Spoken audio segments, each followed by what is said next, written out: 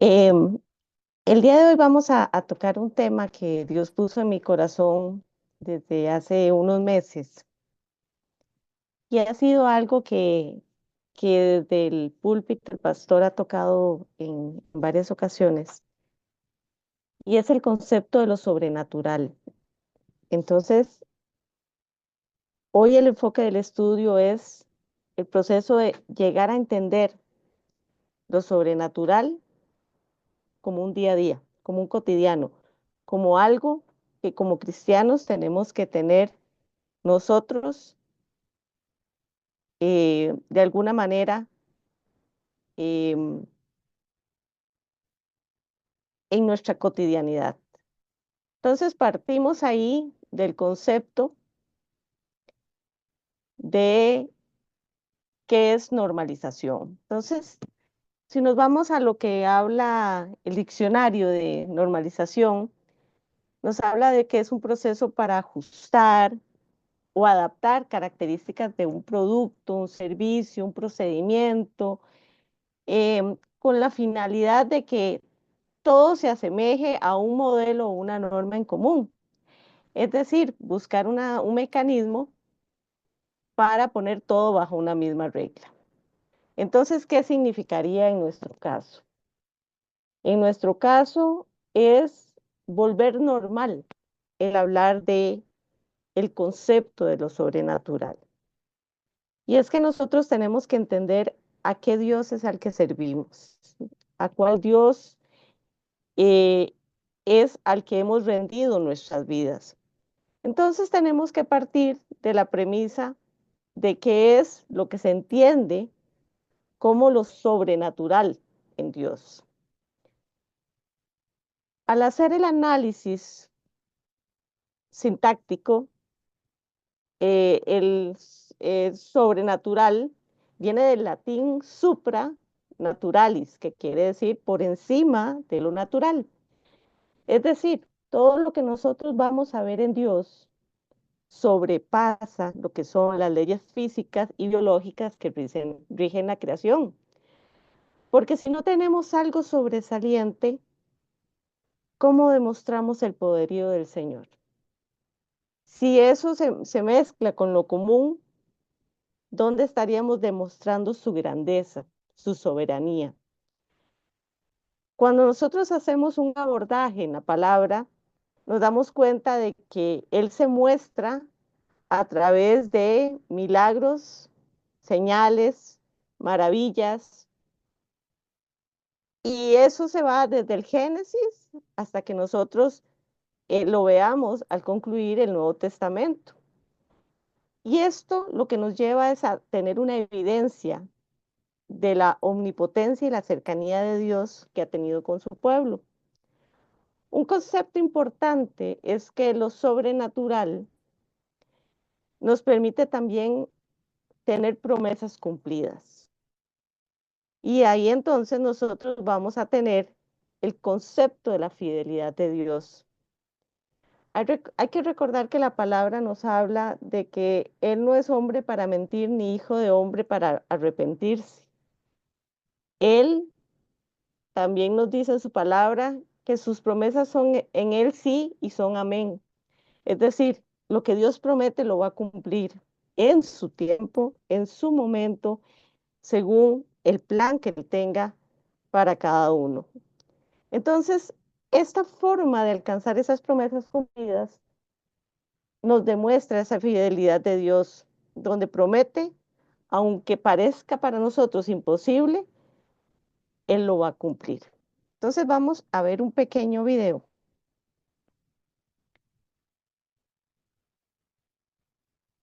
Vamos a,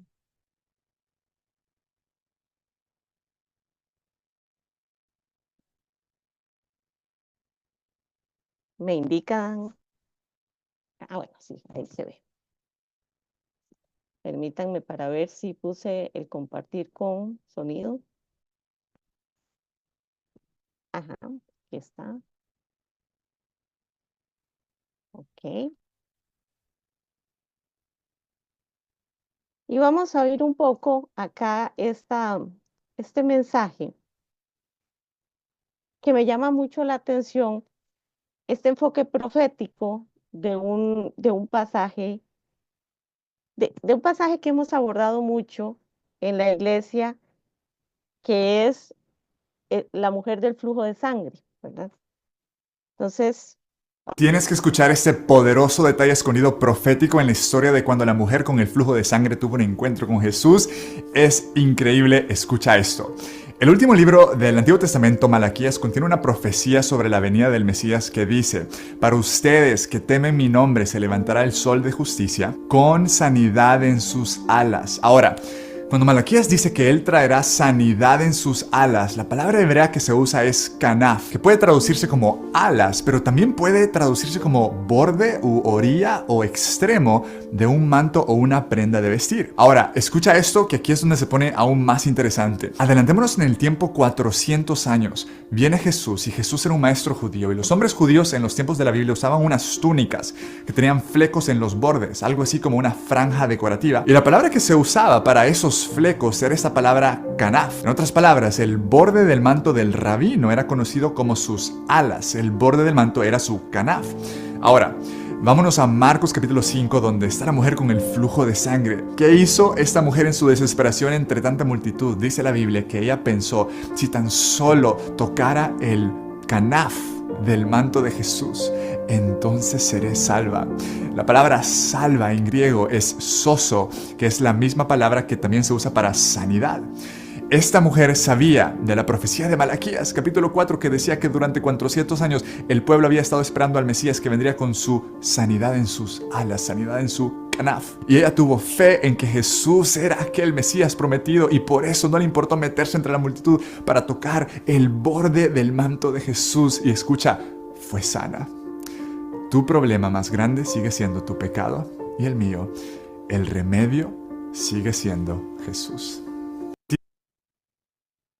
si nosotros nos ponemos a analizar de Malaquías a los evangelios, tenemos 400 años de silencio, 400 años en que el pueblo no escuchó profetas, no escuchó eh, de la voz de Dios, y aún así hay una promesa que Dios hace en el libro de Malaquías que se cumple 400 años después. Entonces, no importa el tiempo que lleve, Dios nos está demostrando que es Dios, que Él en el momento de cumplir, Él es fiel a su palabra, Él se mantiene, Él no cambia. Su ADN es totalmente constante, no hay variabilidad, no hay nada que de alguna manera haga que nosotros podamos dudar de su grandeza. Si nosotros nos vamos a ver desde la perspectiva teológica, lo sobrenatural de Dios no quiere decir que se contradice lo natural, sino que más bien trasciende. Es decir, estamos hablando de algo que sobrepasa los límites, que sobrepasa lo que nuestra mente, lo que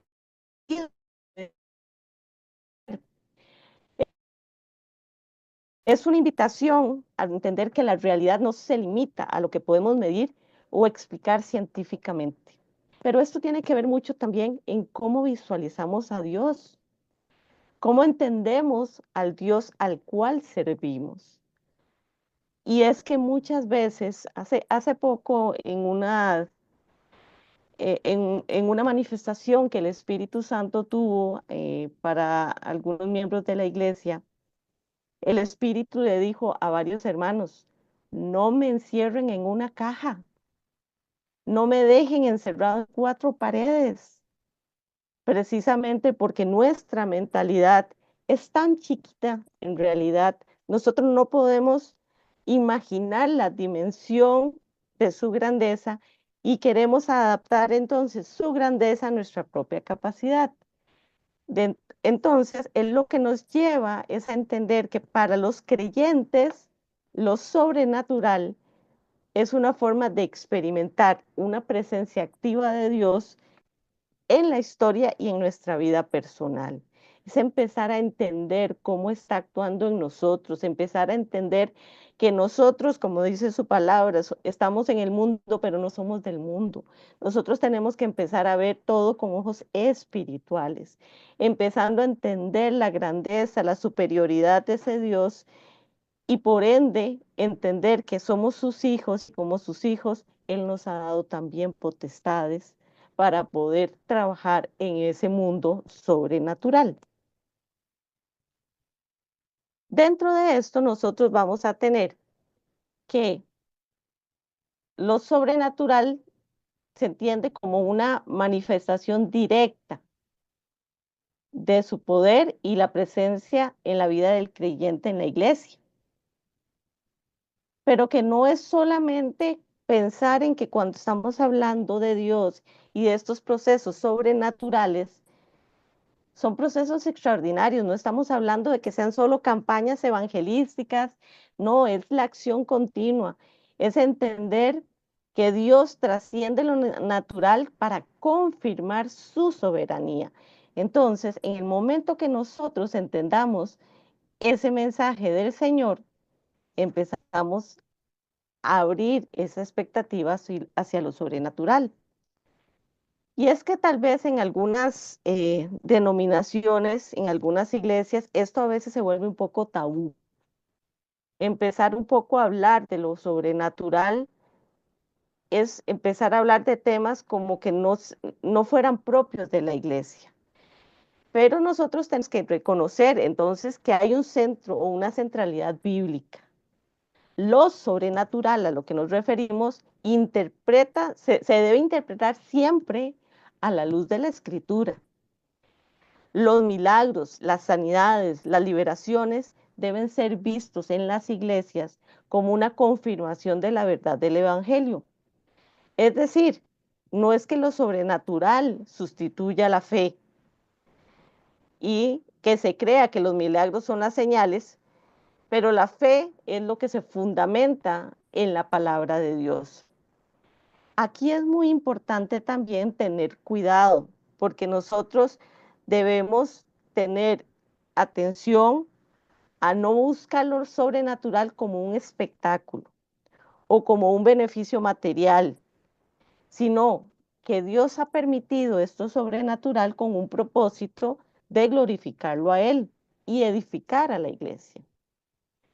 Es decir, la acción del Espíritu Santo se enfatiza que todo lo sobrenatural ocurre por la obra del Espíritu Santo en los creyentes, como a través de los dones espirituales como sanidad, profecía, lenguas, porque son las formas en que el Espíritu está manifestando su poder a través de nosotros como instrumentos. Todo lo que ocurre a nivel de milagros y de lo sobrenatural, vamos a encontrar que tiene un propósito misional. No son el fin en sí mismos, sino señales que apuntan a Cristo con la expectativa de fortalecer la fe, mostrando que el reino de Dios sigue presente. Y es que Jesucristo es el mismo ayer, hoy y por los siglos, él no cambia. Era lo que les decía, Él se mantiene constante. Entonces, dentro de nuestra vida cotidiana, nosotros no podemos esperar que lo sobrenatural se limite solo, como les decía, a campañas o eventos espectaculares, sino que una de las formas donde vamos a ver esa manifestación de lo sobrenatural es a través de la transformación del corazón, la provisión en necesidad y la paz en medio de las pruebas. Muchas personas, y me incluyo, que hemos pasado momentos difíciles, momentos donde nuestra naturaleza humana siente desfallecer, esa conexión con Dios, esa conexión con el Espíritu, nos lleva a cumplir lo que dice su palabra de, has cambiado mi lamento en baile. ¿Por qué? Porque a veces, aunque nosotros no comprendamos, Él nos da esa paz que sobrepasa todo entendimiento. Nos da la paz, la serenidad para entender la situación que estamos pasando, entender y obedecer a Dios atendiendo a su soberanía. Eso también es el enfoque de lo sobrenatural. Nosotros podemos encontrar algunos ejemplos bíblicos, como son la creación del universo, donde tenemos una creación que hace Dios de la nada. Dios es atemporal. Dios no tiene una línea de tiempo donde inicia y fallece. No, Él es antes de y después de, Él es todo. Y Él, en medio de esa capacidad que tiene, Él pudo crear el universo. Permitió milagros en el Éxodo, como fue la apertura del Mar Rojo y como fue la manifestación de las distintas plagas de Egipto.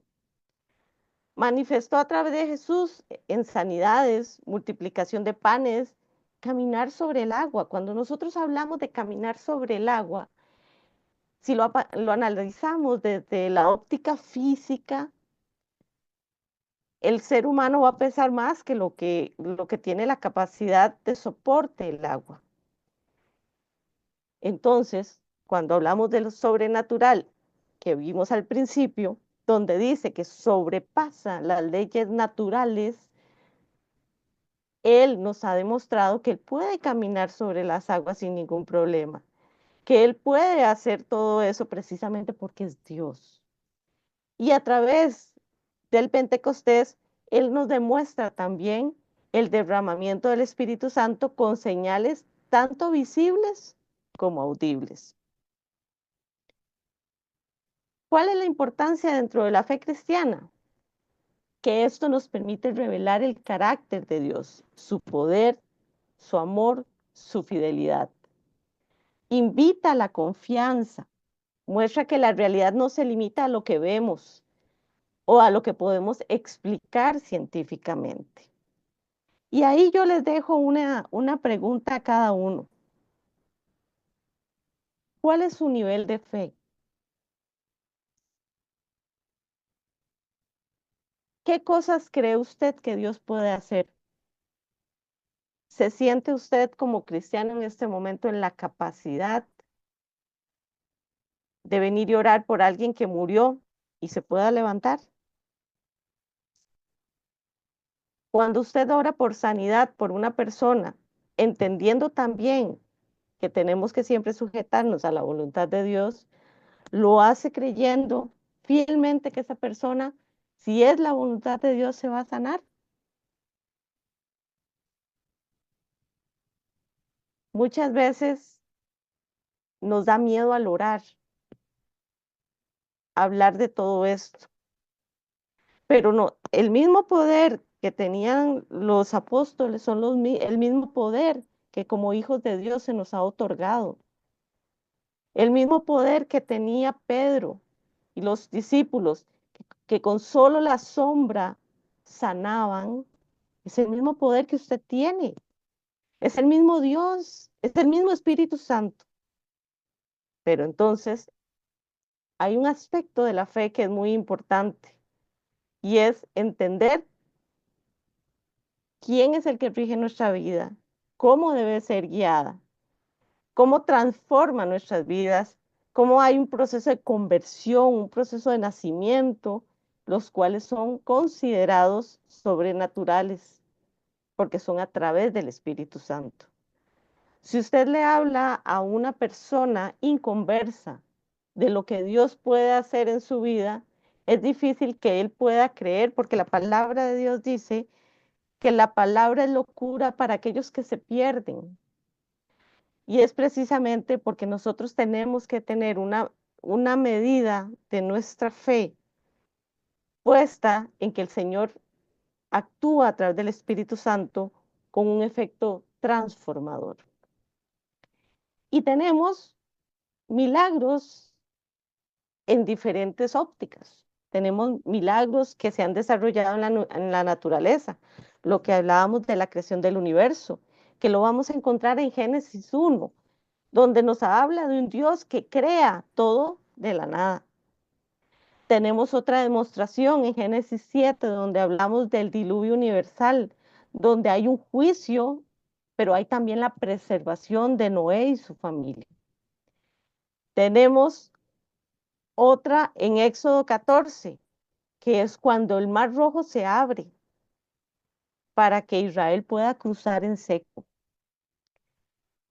Una de las pruebas de lo que más eh, se comenta, que ahora también del Mar Rojo, inclusive arqueólogos han encontrado los carros del faraón ahí en el fondo del mar, es también cuando el sol se detuvo en Gabaón, cuando Josué le pidió al sol que se detuviera porque estaban en la batalla.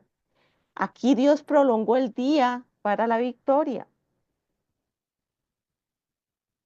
Y un aspecto muy importante, Jesús calmó la tormenta. Él rige sobre todos los fenómenos naturales. Tenemos también los milagros de sanidad. Acá lo vemos cuando estaban en el desierto los israelitas y empiezan a ser mordidos por la serpiente y hay una orden, que se elabore una serpiente de bronce que sea levantada y que la gente pueda mirar. Eso es una emulación también del levantamiento de Cristo en el madero y cómo debemos levantar nuestros ojos para ser sanos. Recuerden que Dios es un Dios intencional y cada una de las cosas que ha ocurrido desde el Antiguo Testamento hasta el Nuevo Testamento tiene un propósito y es irnos dando una visión profética también de lo que Él quería cumplir para su pueblo. Encontramos dentro de los procesos de sanidad cuando Eliseo sana a Naamán de la lepra. En este momento la lepra tal vez la podemos considerar una enfermedad que puede ser controlada. Estamos hablando de un momento donde los leprosos eran erradicados, eran separados de su pueblo, tenía toda una característica de una peste donde nadie quería tener contacto y aún así Dios sanó precisamente con el propósito de demostrar su poder. Jesús nos demuestra también que él sanaba ciegos, sordos, paralíticos, lo vemos en los distintos evangelios. La resurrección de Lázaro. ¿Por qué se da esa resurrección de Lázaro? Precisamente para que la gente pueda ver que el poder de Dios trasciende la muerte. En los procesos acá, recordemos que en esto donde Jesús sanaba a los ciegos, sordos y paralíticos, hay un pasaje donde se habla de uno de los ciegos que la gente le pregunta a Jesús, ¿quién pecó? ¿Él o sus padres? Y él responde que ninguno, que esto sucede para que el Padre sea glorificado. Vemos también lo que es la sanidad del cojo en la puerta del templo. Entonces tenemos milagros de sanidad. Tenemos también evidencia de lo que son los milagros de provisión. Dios brindó alimento a los israelitas en el desierto y eso lo podemos leer en Éxodo 16. Le dio de comer y le dio hasta sobreabundar aceite y harina a la viuda de Sarepta. Eso lo tenemos en Primera de Reyes. Lo vemos también a través de lo que es la multiplicación de los panes y los peces, la pesca milagrosa. Tenemos también milagros de liberación, que la liberación puede ser física o puede ser espiritual. El haber librado a Daniel del foso de los leones, a los 3 jóvenes en el horno de fuego, la liberación de Pedro de la cárcel por parte de un ángel y la expulsión de demonios son milagros que podemos eh, categorizar como de liberación. Tenemos milagros espirituales como el Pentecostés, donde tuvimos un derramamiento del Espíritu Santo con lenguas de fuego. Y uno de los más importantes es la conversión de Saulo. ¿Por qué? Porque es una transformación radical por el encuentro que él tiene con Jesús. Vemos también cómo se manifestaba a través de visiones proféticas en Ezequiel, Daniel, Apocalipsis. Y es ahí cuando nosotros nos vamos a ver qué habla la palabra sobre lo sobrenatural. Bueno, Hebreos 11:1 nos dice que la fe es la certeza de lo que se espera y la convicción de lo que no se ve. Nos habla también de que al que cree, todo le es posible. Y una muy importante es que aquel que es poderoso para hacer todas las cosas, mucho más abundante de lo que pedimos o entendemos. Él nos da sobreabundante, Él da sobrepasando nuestras expectativas. Es ahí donde entramos en ese carácter de lo sobrenatural. Y si queremos entender la identidad de Dios con respecto a lo sobrenatural, la palabra nos indica que es inseparable de su naturaleza divina. Él es el origen, el sostén y la plenitud de lo que trasciende lo natural. No es que Dios utilice lo sobrenatural como un recurso externo, sino que lo sobrenatural fluye en él. Nosotros somos los que podemos ser utilizados con el propósito de Dios para mostrar esa identidad de Dios en nuestras vidas. Algunos aspectos claves en la identidad de Dios, bueno, Él es creador y sustentador. Lo sobrenatural comienza en la creación misma porque Dios no depende de las leyes naturales, sino que Él las establece y puede trascenderlas. Y lo vemos en Génesis 1:1. En el principio creó Dios los cielos y la tierra. Podemos ver también que Él es omnipotente. Su poder es ilimitado, se manifiesta a través de milagros y señales que muestran que nada es imposible para Él. Y nos lo dice en Jeremías: oh Señor Jehová, he aquí que tú hiciste el cielo y la tierra con tu gran poder y con tu brazo extendido. Ni hay nada que sea difícil para ti. Y Lucas nos dice, porque nada hay imposible para Dios. Y es ahí donde tenemos que ir reforzando nuestra fe, entendiendo que Dios puede hacer todo lo que Él quiera hacerlo, porque es Dios. Pero también Él tiene un plan, Él tiene un propósito. Entonces, debemos sujetarnos a ese propósito. Él es un Dios soberano. Lo sobrenatural revela que Dios gobierna sobre todo lo visible y lo invisible. Y esto incluye todas las fuerzas espirituales. Y nos dice aquí, porque en Él fueron creadas todas las cosas, las que hay en los cielos y las que hay en la tierra, visibles e invisibles, sean tronos, sean dominios, sean principados, sean potestades. Todo fue creado por medio de Él y para Él. Entonces, ahí nos está hablando de su carácter y de su identidad soberana. También nos habla de que es revelador. A través de lo sobrenatural, Dios da a conocer su voluntad a través de visiones, profecías, milagros y la encarnación misma de Jesús. Es un Dios redentor y la obra más sobrenatural es la salvación. ¿Por qué? Porque tuvimos la encarnación, la muerte y la resurrección de Jesús y el nuevo nacimiento a través del Espíritu Santo, como nos dice Juan 3:5-8, donde respondió Jesús: de cierto te digo, que el que no naciere de agua y del Espíritu no puede entrar en el reino de Dios. Lo que es nacido de la carne, carne es, y lo que es nacido del Espíritu, Espíritu es. No te maravilles de que te dije, os es necesario nacer de nuevo. Entonces Él nos da esa capacidad de ser seres nuevos, nuevas criaturas, porque es un Dios redentor. Algunos ejemplos en el Antiguo Testamento de esta identidad divina, podemos ver a Dios como aquel que abre caminos imposibles.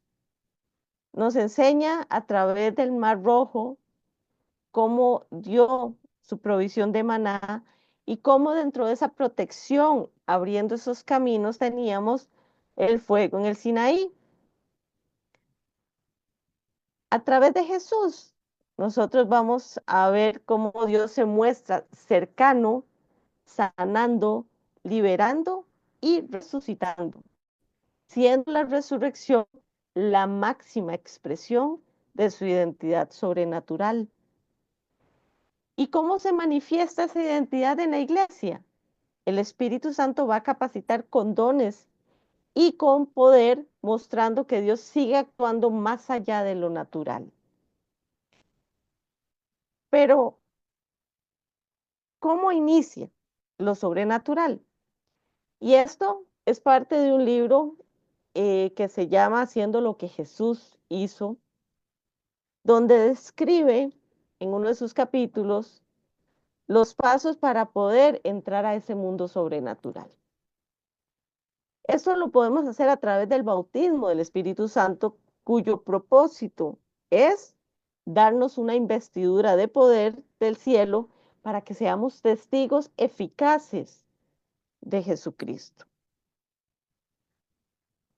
Antes de conocer al Señor, el Espíritu Santo hace una labor para atraernos a Cristo. Él empieza a tocar el corazón, empieza a, a poner ese sentimiento en nosotros de que nos falta algo, necesitamos algo, no nos sentimos completos, algo falta en mi vida.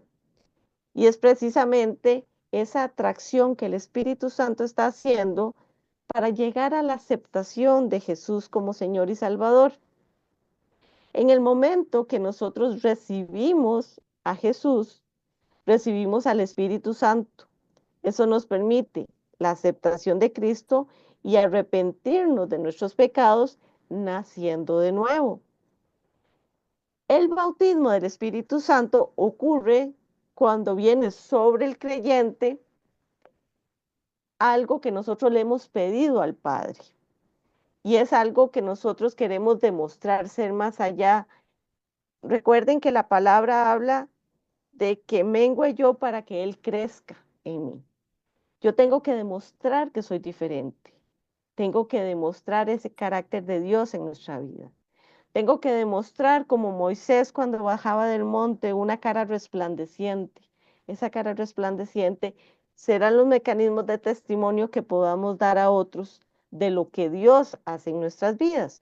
Por eso es que Él nos busca estas alternativas para poder ser testigos eficaces de Jesucristo. Entonces, hay un aspecto que es muy importante y también en este libro nos habla de cómo hay una distinción del Espíritu Santo con, dentro y sobre nosotros. Y nos habla en Juan 14, 16, 17.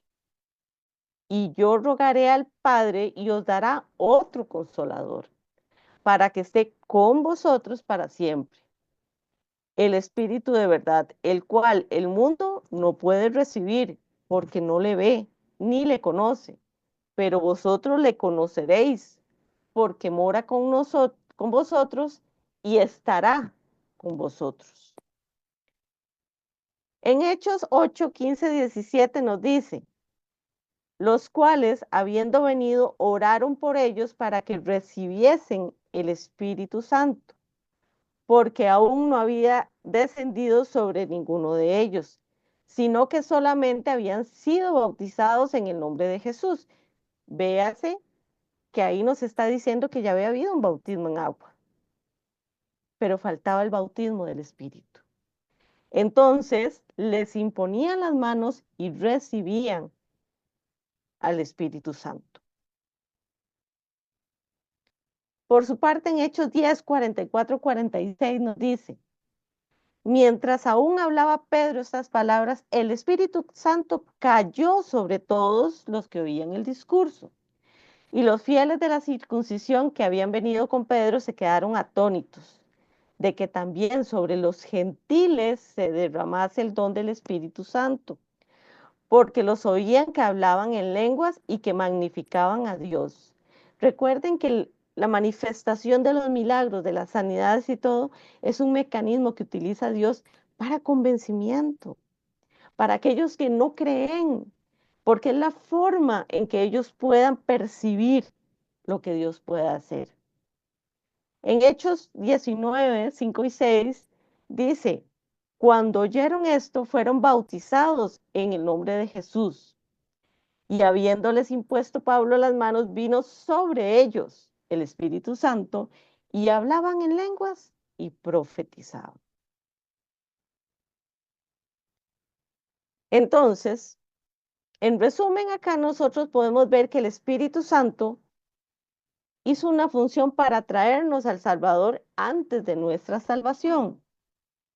Cuando llegamos al punto de rendición, de pedir a Jesucristo que perdone nuestros pecados, que venga a nuestra vida, el Espíritu Santo viene dentro de nosotros reviviendo nuestro espíritu y vivificándonos para Dios. Eso nos permite nacer de nuevo, nacer en el espíritu y nacer de lo alto. Con ese acto nos convertimos en hijos de Dios. Si en ese momento muriésemos, como le dijo al ladrón, hoy estarás conmigo en el paraíso, nos iríamos con él al cielo. Sin embargo, las escrituras nos demuestran claramente que hay una experiencia subsecuente con el Espíritu Santo en la que Él viene sobre nosotros y nos bautiza con poder. Esto es lo que nosotros y miles de otros creyentes han experimentado personalmente. Jesús es un Dios de orden. A Él le gustan las cosas como deben hacerse, correctamente. Y Él nos da una orden clara y no una sugerencia. Dice que esperemos el don del Espíritu Santo. Es decir, que debemos ser bautizados por el Espíritu Santo para que tengamos el poder de ser testigos eficaces. Y cuando hablamos del poder, no es un poder para nosotros, no es un poder de vanagloria, no, es que podamos nosotros ser testigos de la obra del Señor para otros. Y entonces en Hechos 1, 4, 6 dice, y estando juntos les mandó que no se fueran de Jerusalén, sino que esperasen la promesa del Padre, la cual les dijo, oísteis de mí, porque Juan ciertamente bautizó con agua, mas vosotros seréis bautizados con el Espíritu Santo dentro de no muchos días.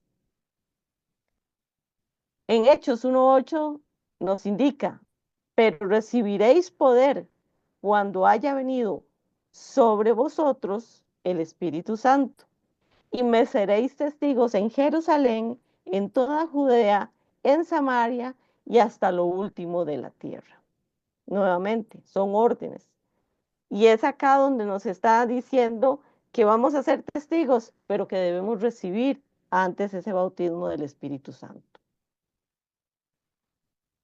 ¿Cuál es la finalidad? Bueno, el Espíritu Santo está sobre nosotros para que continuemos la tarea de reconciliar al mundo con Dios a través de Jesucristo. La iglesia del Nuevo Testamento nace de este derramamiento sobrenatural del Espíritu Santo prometido. Pero no termina ahí, esto continúa. Sigue habiendo milagros, sigue habiendo sanidades. Cada vez que un martes de oración podemos dar acción de gracias. Es un reconocimiento a lo que Dios está haciendo, escuchando a su pueblo en oración. Y Dios sigue utilizando eso para atraer nuevos creyentes. Porque cuando nosotros experimentamos milagros al ministrar, los escépticos, los que no creen, no tienen nada que decir, porque es el poder del Espíritu Santo que cautiva al precristiano. Es la forma en que Él está utilizando nuestra vida como instrumento para que ellos puedan ser alcanzados.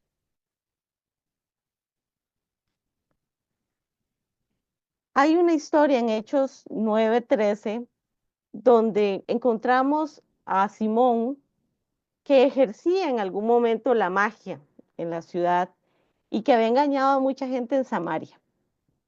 Él se hacía pasar por algo grande. La gente le ponía atención desde el más pequeño hasta el más grande diciendo, este es un gran poder de Dios.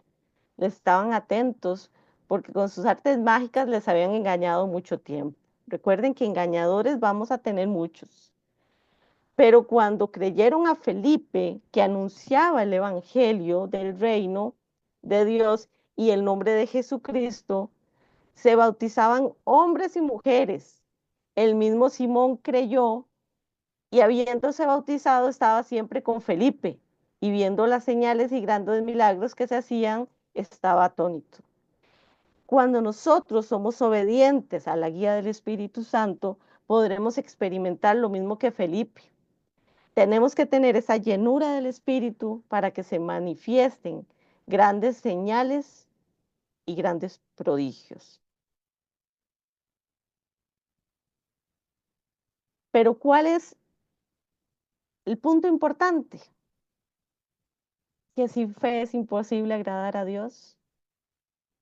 Hay un pasaje en Mateo 17:20 que dice, viniendo entonces los discípulos a Jesús aparte dijeron, ¿por qué nosotros no pudimos echarlo fuera?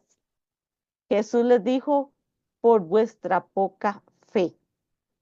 Porque de cierto os digo que si tuvierais fe como un grano de mostaza, diréis a este monte, pásate de aquí y se pasará, y nada os será imposible.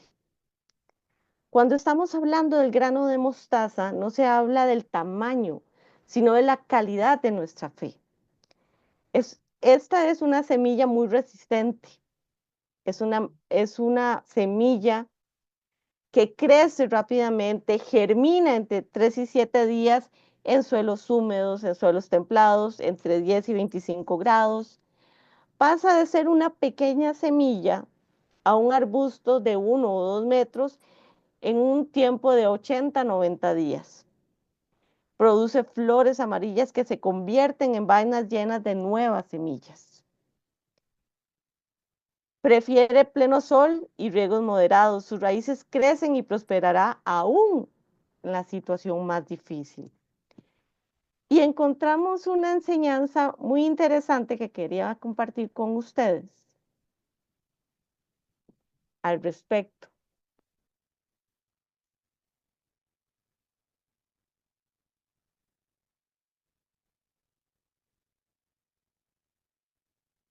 Jesús nunca dijo que la fe debía ser del tamaño de un grano de mostaza. Aquí te explico lo que realmente quiso decir. En Mateo 17:20, Jesús está reprendiendo a los discípulos porque no tuvieron fe suficiente para expulsar a un demonio de un niño.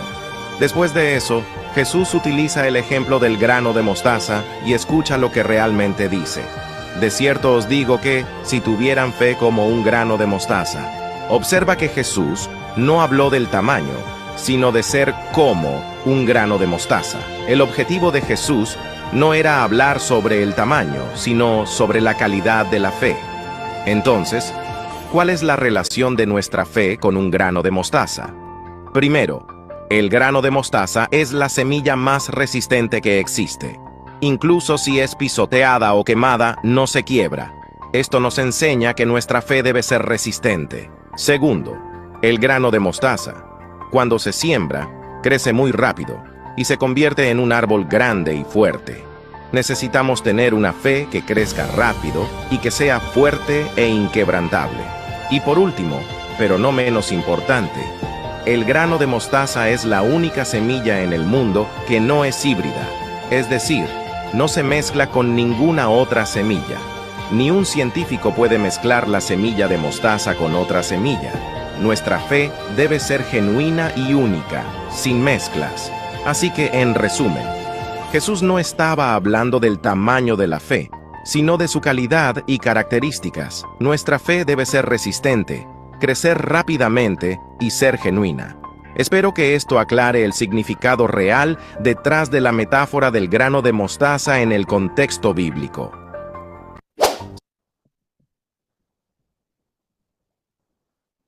Entonces, ¿qué es lo que espera Dios de nosotros? Esa fe genuina, esa fe que permita crecer y dar frutos y que se siga multiplicando y llevando el Evangelio a toda criatura. Entonces, para concluir, normalicemos el tener una fe sobrenatural, que sea genuina, que sea única, que sea digna de un Dios incomparable.